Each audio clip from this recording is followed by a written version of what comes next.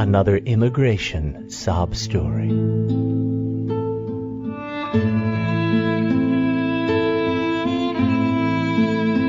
After 24 hours stuck on a bridge between nations, the caravan finds another way. While the stress of it all is too much for the sick and the weak, a few of the strongest manage to scavenge a ladder and rope and come back to help others down. The migrants on the bank of the Suchiate gasp and cheer as she is lowered to the raft. Si se puede, they chant. Yes, we can. What made you decide to climb onto that ladder? Cumplir el sueño que yo tengo. To complete the dream that I have. Es mi mentalidad. This bridge, this river, they can't stop me, she says. I am an all-terrain woman. ¿Sí? But there are people who see what just happened and would say you're using your child as a shield to break the law. No nos están usando los niños, ¿verdad? I don't think we are abusing the kids, she says. We can't leave them at home. You are listening to the Laura Ingraham Show, 855-40-LAURA. The news reporters embedded in with the migrants, almost to the last, will focus only on women. Very few will actually talk to the men who are making the trip. It's always the most sympathetic of cases, and they're very sympathetic cases. But again, I just keep going back to the question, how many of you who want the migrants to be welcomed in would allow this at your own home? It's a simple question if you treat America as your home. 855-40-LAURA. The president is irate over this, and I don't blame him one bit. We all should be. And he's apparently going to be, taking it under advisement to send the military to the border.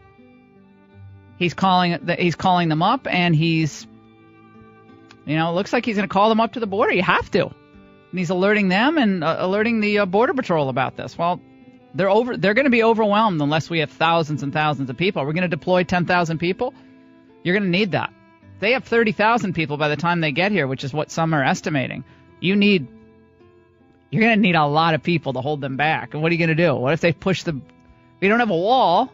What are you going to do? They're going to push them and they're going to shoot them? No, of course they're not going to shoot them, and we don't think they should. But Mexico has got to take control of this. Mexico has got to be more involved. And if they're not, then we'll have, we'll have more of these. And it won't stop. We have a lot to get to. Craig Shirley is going to join us in just a moment. Randy in Texas on line 5, where there is going to be a massive rally in Houston tonight. They had to move venues because so many people signed up. Over 100,000 people signed up to attend this Trump rally. Initially, it was going to be like 1,000. Then it was 7,000. Now it's 70,000. They don't have a venue for all 100,000, so some are going to have to stay outside. So that's where we are. Randy, before we get to Craig, go ahead. It just, there's a lot of people down here in South Texas that are very, very concerned about this, and we keep seeing this on the media and seeing what's coming, and nobody's even telling us or trying to coach us on how to protect ourselves and our property and our families, and it's a big concern. Their safety over our safety, it just isn't going to work for us, and, what are we going to do when they get here and they crawl into our fences and come into our property and our ranches and have access to our houses, our barns, our tractors, our vehicles, and there's only one way to stand up against it, and, nobody's telling us what's right and wrong, and basically we're going to have to do things the way that we feel have to be taken care of to protect ourselves, and there's no concern for that. No, American people, you basically just have to suffer. You have to suffer for the dream of open borders, so Democrats will have more Democrat voters, and the Chamber of Commerce will have cheap migrant labor. They want cheap labor. They want a never-ending flow of cheap labor, which will ultimately ensure that we lose America. Period. That's just it. We don't have public schools that are inculcating American history. And Craig Shirley is with us now, historian extraordinaire, author, founder of Shirley Bannister Public Affairs, in addition to everything else he does.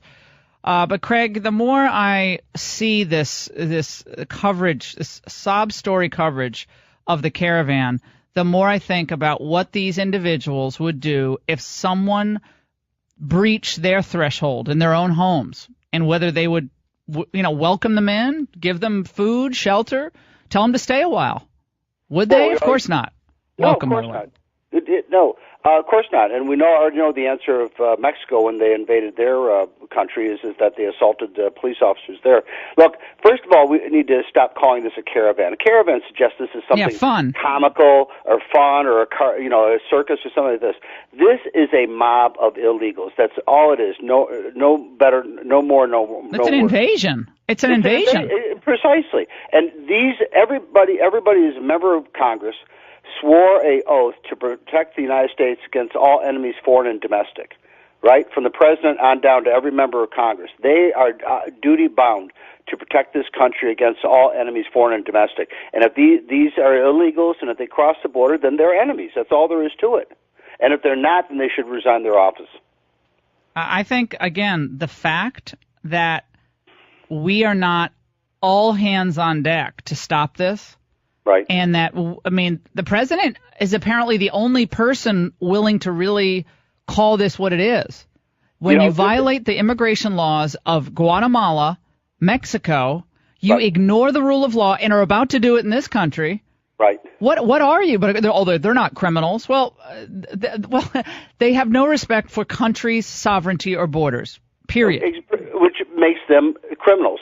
That de facto makes them criminals, and that's why we've got to stop treating this as a PR disaster. This is, from a political standpoint, this is manna from heaven for people like yourself, myself, others who are concerned about the sovereignty of this country. Now instead of a trickle or them, sneaking over under the cover of darkness or climbing fences or whatever, now we've got an open, massive, out in the daylight invasion. And if this doesn't scare the bejeepers out of Middle America, then nothing will.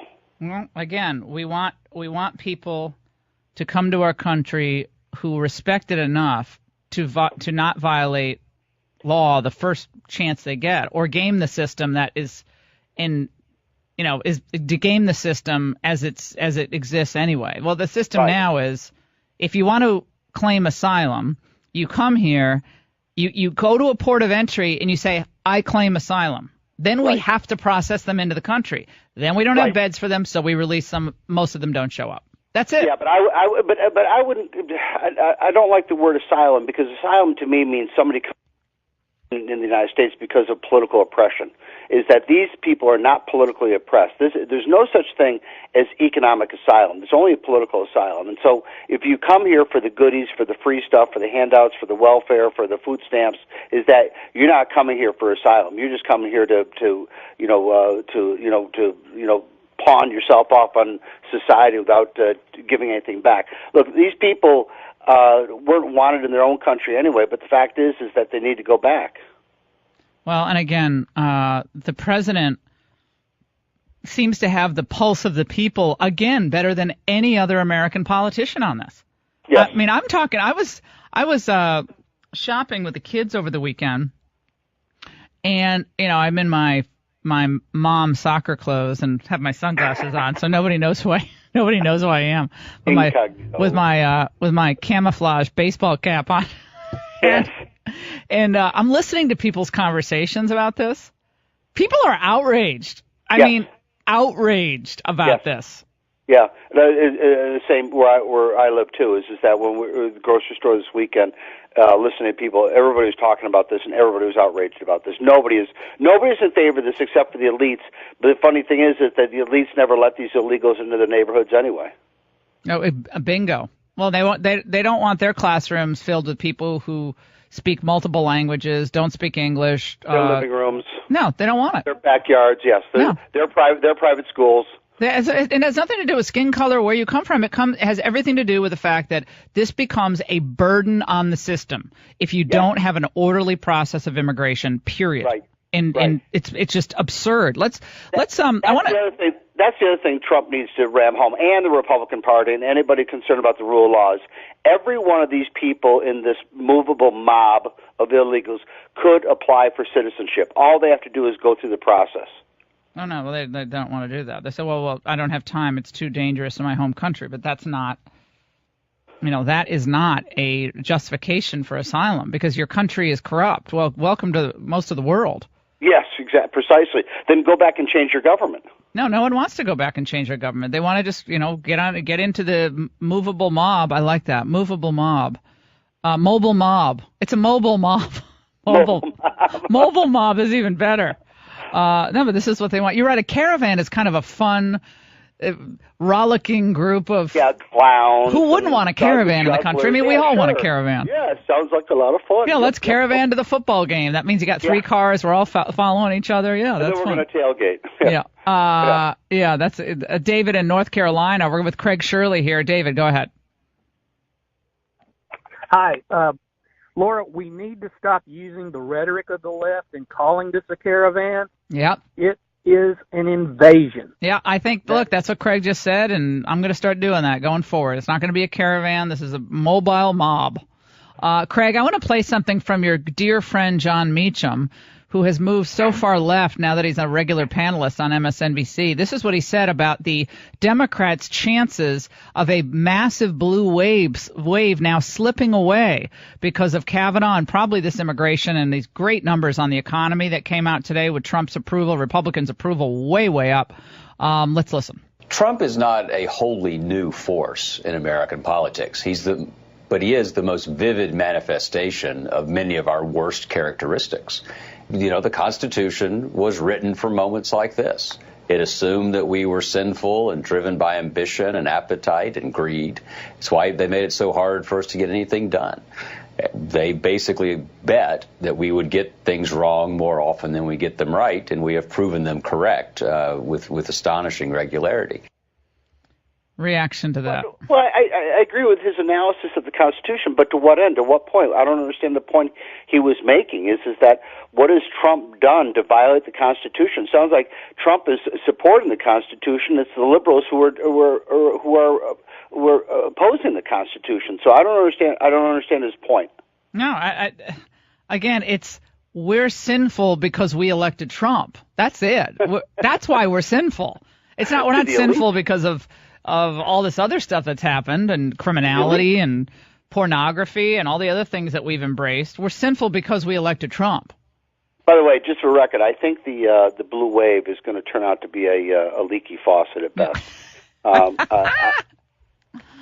just there's nothing I sense out there, Laura. You remember in '94, you could feel it. You felt that there was an upheaval coming against Clinton and the elites. It's just everywhere. So the Republicans were dominating the debate and winning the debate, and the Democrats were left just defending Bill and Hillary, and who wanted to do that anyway, especially since they only got 43% of the 2 years before. Is that as clumsy as Trump is, he's still talking about issues that are on people's minds, whether it's the economy, whether it's the border, whether it's ISIS, all those things are on people's minds. Is that the Democrats are not talking about anything, and from politics is that you can't beat something with nothing. And right now the Democrats have nothing except opposition to Trump, and that's just not going to cut it outside of San Francisco and New York and New England. Yeah, this is more of Meacham. This is an extreme moment, but it's not a wholly separate moment. And I think that until we genuinely grapple with the fact that Donald Trump hasn't hijacked the country, he's just magnified our darker elements, we probably can't really come to the kind of resolution we need to come to. Oh my gosh. John should know better. John should know better. Look, he's an old and very dear friend of mine, and I know he's a friend of yours, but he should know better. This is not a crisis. You know what a crisis is? Being attacked by the Japanese in a sneak attack on December 7th, 1941. That's a crisis. The Cuban Missile Crisis. That's a crisis. The bank caused economic turn down of 2007. That was a crisis. I fail to see what the crisis is in America today, except those who support the rule of law and those who oppose the rule of law. That's the crisis. Craig Shirley, thank you so much for your insights, and thanks, Laura. You're very charitable in how you describe the gobbledygook coming out of Meacham. What is he talking about? He's not even making sense. The darker elements. When you lose, it's the darker elements. I mean, this is ridiculous. The public is voting for safety, a sound economic policy, and overall fairness, and against political correctness, open borders, and enriching China. That's as far as I can tell. That's what the public is saying. America first. We'll be strong for other countries, but if we don't get this country fixed, we're not going to be good to anyone else. And I think that's what they're voting for. I think it's as simple as that. Craig, thank you so much. We'll take a break. Don't go away. The Laura Ingraham Show.